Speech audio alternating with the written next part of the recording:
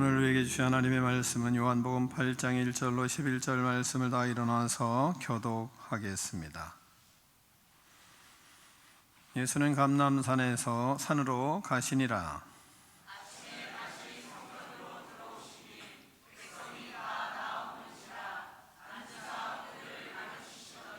서기관들과 바리새인들이 음행 중에 잡힌 여자를 끌고 와서 가운데에 세우고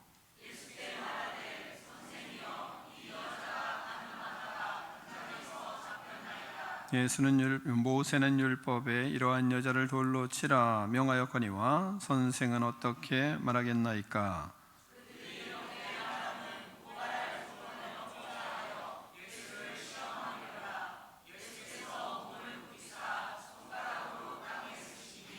그들이 묻기를 마지 아니하는지라. 이에 일어나 이르시되 너희 중에 죄 없는 자가 먼저 돌로 치라 하시고 그들이 이 말씀을 듣고 양심의 가책을 느껴 어른으로 시작하여 젊은이까지 하나씩 나가고 오직 예수와 그 가운데 섰는 여자만 남았더라.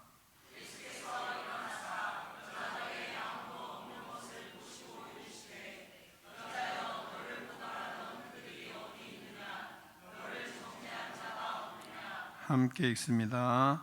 대답하되 주여 없나이다. 예수께서 이르시되 나도 너를 정죄하지 아니하노니 가서 다시는 죄를 범하지 말라 하시니라. 아멘. 하나님의 말씀을 열고 우리의 고백을 하나님께 올려드리겠습니다. 주의 말씀은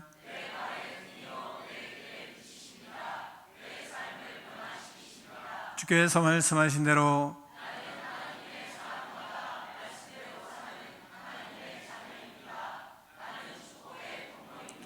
오늘도 주의 말씀에 말씀하여 주옵소서.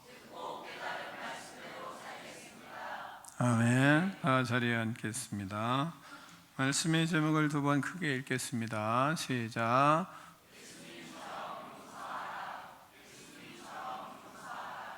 아멘. 사랑하는 성도 여러분, 여러분은 자신이 가지고 있는 좋은 생활 습관 하나를 소개하라고 하면 소개할 수 있습니까? 나에게는 이것이 참으로 좋은 생활 습관이다. 그래서 다른 사람에게 유익이 될 수 있는 좋은 생활 습관 한 가지는 가지고 있습니까? 생활 습관이 우리의 인생을 좌우할 때가 많기 때문에 그렇습니다. 우리는 예수님의 생활 습관을 배우는 자세가 우리에게 참으로 좋은 신앙이다 이렇게 생각을 합니다. 우리는 예수님의 그 생활 습관을 본문에서 먼저 볼 수가 있기 때문입니다. 1절과 2절을 보면 한번 교독하겠습니다. 예수는 감람산으로 가시니라.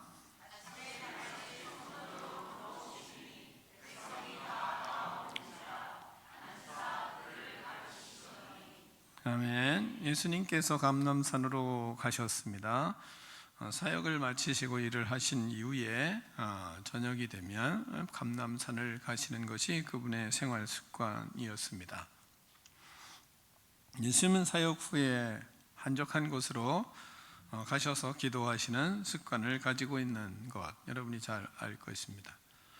기도하시러 가시기도 하시고 조용히 시간을 가지시고 사역을 돌아보며 쉼을 가지시기도 하셨습니다. 또한 제자 12명 함께 가셔서 그들을 가르치기도 하시고 그들이 의문사항들을 물어보면 그것에 대해서 답변을 해주시기도 하시고 그런 시간들을 가지셨습니다. 예수님은 감람산에서 밤새 기도하셨던 것 같습니다. 아침이 되었습니다. 예수님께서 다시 성전으로 들어오셨습니다. 성전에 들어오시는 예수님을 본 백성들이 예수님에게 다 나왔습니다. 다 모여들었습니다. 예수님은 그들을 보시고 자리에 앉으셔서 그들을 가르치셨습니다. 우리는 예수님의 이런 행동을 보며 배워야 하지 않겠습니까? 예수님처럼 사역을 마친 후 기도하기 위해 조용한 시간을 가지는 습관, 또한 예배 후에도 예수님처럼 조용히 시간을 가지고 기도하는 그런 습관이 우리에게 필요한 거죠.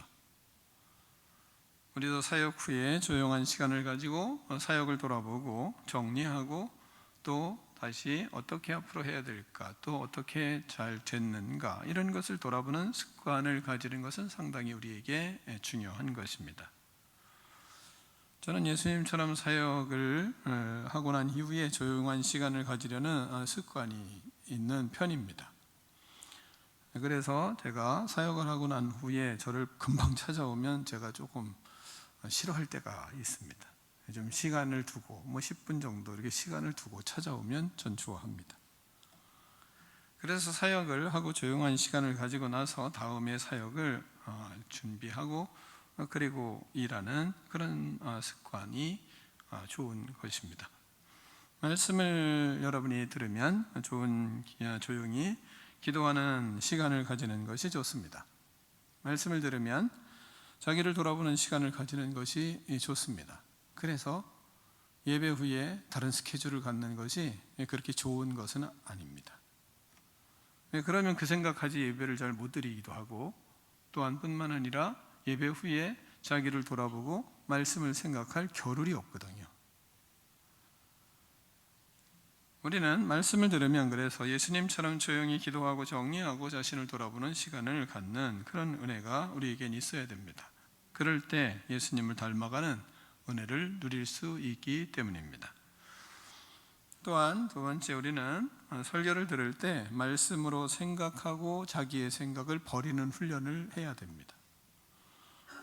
본문에는 말씀을 듣고 어떻게 반응하고 또한 예수님의 말씀을 듣는 자리에 온 사람들이 있었습니다. 한번 3절로 6절 말씀을 교독하겠습니다. 서기관들과 바리새인들이 음행 중에 잡힌 여자를 끌고 와서 가운데 세우고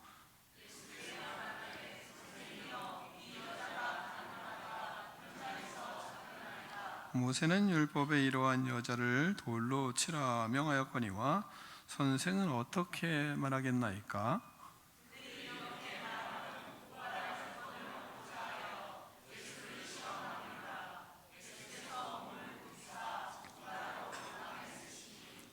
아멘.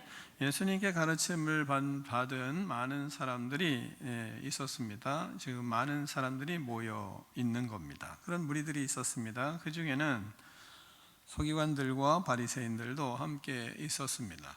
그들은 예수님의 가르침을 듣지만 가르침을 받지는 않았던 사람들이었습니다. 예수님의 말씀을 자신의 생각과 기준으로 파악하고 또한 자신들이 해석하는 율법의 해석에 맞지 않으면 받아들이지를 않았습니다. 뿐만 아니라 그들은 예수님이 가르치는 현장에서 의도적으로 시험하기 위하여 문제거리를 만들기도 하고 또한 예수님을 공경에 빠뜨리기 위하여 질문을 구상해서 나타나기도 하였습니다. 오늘은 예수님께서 가르치시는 곳에 음행 중에 잡힌 여자를 끌고 나타났습니다. 어떻게 음행 중에 있던 여자를 잡을 수 있었는지 의문이 가기도 합니다. 많이 생각해보면 참 기이하다 이런 생각을 들기도 하는 현장입니다. 어찌하든지 서기관들과 바리새인들이 예수님이 가르치는 곳에 참여하였지만 가르침을 받지는 않았습니다. 그들은 예수님을 고발할 수 있는 조건을 얻기 위해서 음행 중에 잡힌 여자를 끌고 와서 예수님 앞에 세웠습니다. 그리고 예수님을 시험하기 위해 질문을 하였습니다. 이 여자가 가늠하다가 현장에서 잡혔습니다.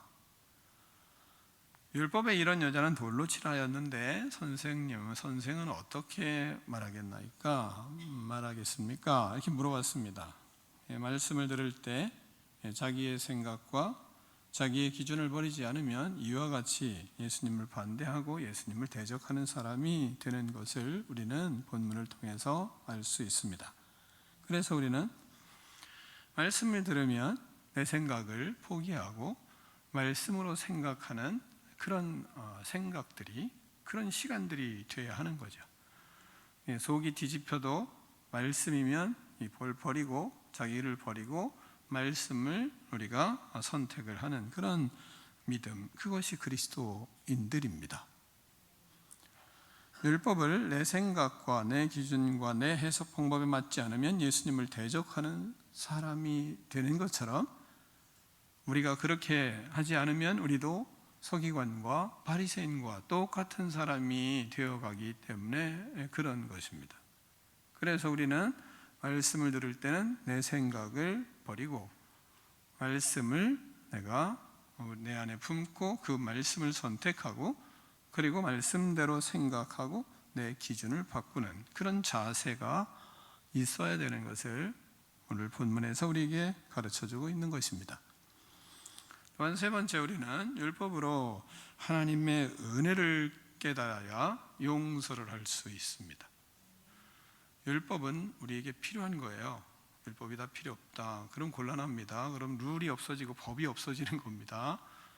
율법은 예수님이 이 땅에 폐하는 것이 아니라 그랬어요. 그러니까 율법을 폐하는 사람이 되면 안 돼요. 율법은 완성해 가는 겁니다. 그러니까 예수님을 믿으면 믿을수록 율법을 완성해 가는 믿음이 생기는 거지, 율법 필요 없어 이런 믿음은 곤란합니다. 그러니까 우리가 율법으로 우리는 하나님의 은혜를 깨닫는 사람이 되는 것입니다. 그 율법으로 하나님의 은혜를 깨달으면 어떤 사람이 되는가? 용서하는 사람이 되게 되는 것입니다. 서기관과 바리새인들은 예수님을 고발하려고 만든 사건이기 때문에 예수님도 어려운 처지에 놓이게 되었던 겁니다. 이 사람들이 이러한 계획을 가지고 나타났기 때문에 예수님과 관계없어, 그렇지 않아요. 예수님도 그런 상황이면 힘든 것입니다. 율법에 따라서 이들이 하는 말에 이렇게 가늠하다 잡힌 여인을 그럼 어떻게 할 겁니까? 율법대로 처리할까요? 그러면 지금 돌로 쳐 죽여야 되는데, 이런 질문을 했잖아요. 이런 질문이 힘든 것은 율법에 따라 돌로 쳐 죽이라, 이렇게, 그럼 율법에 따라 돌로 쳐 죽여야지, 이렇게 말씀하시면 예수님이 그동안 이웃을 사랑해라, 성경에 이웃을 사랑하라 하셨고, 또한 그 사랑의 완성은 원수를 사랑하라까지 말씀을 예수님이 하셨잖아요. 그러면 만약에 돌로 치라 그러면 예수님의 말씀과 이게 상충되는 사건이 벌어지는 거죠. 그 말씀과 상반되니까, 그러니까 그 말씀을 가르친 거에 대해서 문제가 생기는 거죠. 그럼 당신이 이렇게 말해놓고 왜 이렇게 합니까? 이렇게 할 수 있는 겁니다. 반대로 용서하고 돌려보내라 이렇게 말하면, 그러면 율법을 파기하는 자가 돼 버리니까, 그러니까 예수님도 곤란한 거죠. 그렇게 되면 이제 유대인들이 생각한 대로 이제 고소를 당하게 되는 거죠. 그러면 이제 재판에 넘겨지게 되는 사건이 벌어지게 될 것입니다. 그러므로 여기에 어떤 답변을 하더라도 서기관과 바리새인들의 덫에 걸리게 되어져 있는 겁니다. 곤란한 거죠.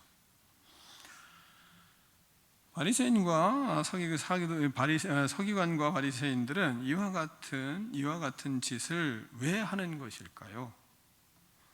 그것은 자기 생각으로, 예수님 생각과 자기 생각이 다르기 때문에 이런 짓을 하는 것입니다. 우리도 예수님과 다른 생각을 가지고 말씀을 듣다가 충돌이 생기면, 나를 버리지 않으면 우리도 바리새인과 서기관과 같은 사람이 될 가능성이 있는 것이기 때문에 예수님은 이런 말씀을 우리에게 가르치는 것입니다. 그들은 어려서부터 율법을 알았습니다. 율법을 배우고 익혔습니다. 뿐만 아니라 바리새인과 서기관들은 율법을 가르치는 사람들입니다. 그런데 그들은 율법을 배우고 율법을 따라 살았지만, 그러나 율법을 사람을 정죄하는 도구로 사용했기 때문에 이게 문제가 되는 것입니다. 서기관과 바리새인들은 율법을 정죄의 잣대로 사용을 했습니다. 율법이 사람을 정죄하고 죽이는 도구가 되어버리게 된 것입니다. 이와 같은 율법의 신앙은 사람을 절대로 용서할 수 없습니다.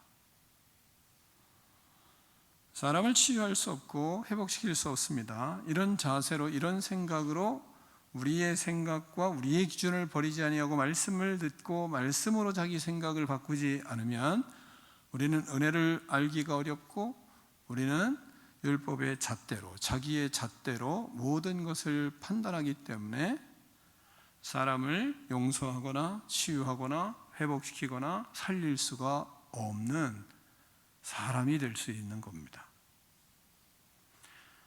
우리도 믿음을 갖고 성장하는 가운데 말씀을 읽고 말씀을 묵상하고 또 큐티하고 실천하는 것이 성장과 하나님의 은혜를 깨닫는 것이 아니라 남을 정죄하는 수단이 되지 않도록 우리는 그래서 삼가 조심을 해야 하는 것입니다. 신앙은 사람에게 죄로부터 해방을 주는 거예요. 자유를 주는 것입니다. 믿음은 죄인으로 하여금 십자가의 은혜를 깨닫게 하고 죄를 용서받고 자유와 해방의 기쁨을 누리도록 하는 삶을 다시 회복할 수 있도록 안내를 하는 것이 믿음의 삶입니다. 진리이신 예수님을 가르침으로 사람을 살리고 자유를 주고 행복한 인생을 그들에게 살도록 인도하는 것, 그것이 신앙생활인 것입니다. 그러므로 율법은 하나님의 은혜를 깨닫는 통로로 사용되는 거예요. 우리가 하나님의 말씀을 잘 깨닫고 깨달으면 깨달을수록 우리는 은혜에 사로잡히게 되고, 그리고 그 은혜가 충만하기 때문에 용서할 수 있는 사람이 되는 것이죠. 내 힘으로 되는 것이 아니라요, 은혜로 그래서 되는 것입니다. 율법으로 인간의 불완전함을 깨닫습니다. 우리는 율법으로 인간의 악함을 깨닫습니다. 우리는 율법으로 자신의 죄악됨을 깨닫고, 그리고 하나님의 은혜로 들어가야 하는 것입니다. 율법은 하나님의 은혜를 깨닫는 그래서 통로로 사용되는 것이다, 이렇게 말하는 겁니다. 우리가 말씀을 깨닫고, 여러분, 우리가 이 사순절에 묵상을 많이 하고 그리고 순종하며 성장할수록 모든 사람이 하나님의 은혜가 없으면 살 수 없는 존재임을 갈수록 철저히 깨닫는 거예요. 그렇기 때문에 나도 하나님의 은혜로 구원받았고, 하나님이 은혜에 있으니 은혜를 아니까 용서의 기쁨이 뭔지를 알았고, 그렇기 때문에 우리도 타인을 용서하지 않을 수가 없는 은혜의 사람인 겁니다. 그러면 은혜를 받은 사람만이, 죄를 지은 사람들은 정죄하지 않고 용서하는 사람이 되는 것입니다. 예수님의 십자가의 은혜를 깨달을 때 우리는 모두 용서할 수 있습니다. 나도 예수님의 은혜가 없으면 죽을 죄인인 것을 알고, 저 형제도 타인도 하나님 예수님의 은혜가 없으면 죽을 죄인인 것을 우리는 압니다. 은혜가 없으면 나도 죽고 그도 다 죽습니다. 나도 망하고 그도 다 망합니다. 그러므로 우리 모두는 예수님의 은혜로 용서받고 죄의 사함을 받아 구원의 백성이 되는 것입니다. 그 은혜를 알기 때문에 우리는 그리스도의 십자가의 은혜로 구원을 받은 자이므로 모두 용서하게 되는 것입니다. 성령님께서 예수님처럼 용서하는 사람이 되게 하십니다. 그래서 그리스도인들은 미워하는 사람이 없는 거죠. 미워하는 사람이 있을 수가 없는 겁니다. 왜? 은혜를 알기 때문이에요. 용서하지 아니하고 미워하고 산다, 은혜를 모르기 때문입니다. 은혜를 알면 다 용서할 수 있어요. 은혜를 알면 용서할 수밖에 없습니다. 왜? 하나님의 은혜가 나에게 얼마나 넘치는데 내가 그를 용서하지 않을 수가 없는 거죠.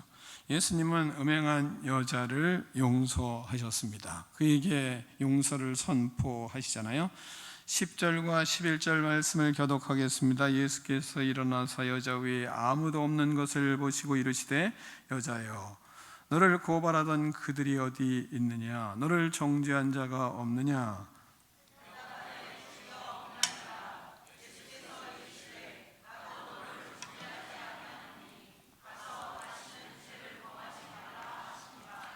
아멘. 자, 이렇게 여자를 용서하시고 여자에게 정죄하지 아니하고 그에게 자유와 해방감을 주시고, 그리고 그런 믿음의 삶을, 다시는 죄를 짓지 말고 믿음의 삶을 살라고 그를 보내셨습니다.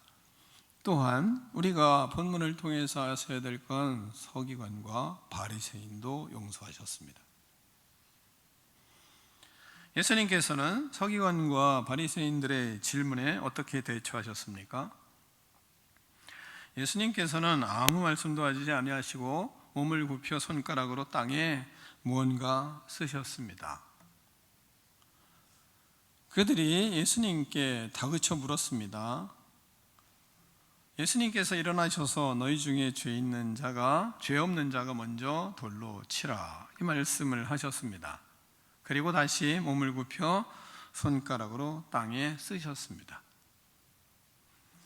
그들은 예수님의 말씀을 듣고 양심의 가책을 느껴 여자만 남기고 모두 사라졌습니다. 그들이 이 말씀을 듣고 양심의 가책을 느껴 9절 보면 어른으로 시작하여 젊은이까지 하나씩 나가고 오직 예수와 그 가운데 섰는 여자만 남았더라, 이 말씀하십니다. 하나님이 주신 양심의 가책을 받고 부끄러움을 느끼게 하였습니다. 양심의 가책을 받고 부끄러움을 느끼고 스스로 결정하도록 하셨습니다. 죄를 짓지 않고 자신들을 돌아보도록 하셨습니다.